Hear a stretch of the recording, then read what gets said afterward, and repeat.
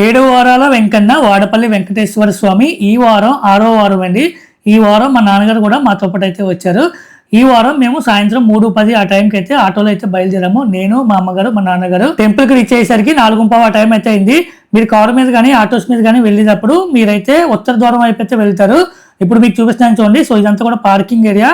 ఇక్కడ నుంచి కొంచెం దూరం అయితే మనం నడవాల్సి ఉంటుంది. కొద్దిగా దూరం అయితే ఉంది. ఉత్తర ద్వారం వైపు అయితే మీరైతే వెళ్తారు. ఇక్కడ నుంచి కొంచెం ముందుకెళ్ళి రైట్ తిరిగితే మీకు తూర్పు ద్వారం అయితే వస్తుంది. ఇక్కడ హుండీలు అయితే ఉంటాయి. ఇక్కడ నుంచి మీరు ప్రదక్షిణ అయితే స్టార్ట్ చేయాలి.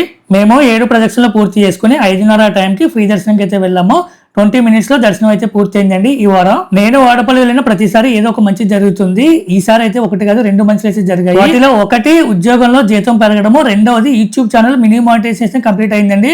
థ్యాంక్ యూ సో మచ్ మీ అందరికీ కూడా సపోర్ట్ చేస్తున్నందుకు. స్వామివారిని దర్శించుకున్న తర్వాత ప్రసాదం కూడా తీసుకుని తిరిగి ఇంటికి 6:50 ఆ టైంకి అయితే బయలుదేరామండి. సో ఆ విధంగా 6వ వారం స్వామివారి దర్శనం అయితే పూర్తయింది.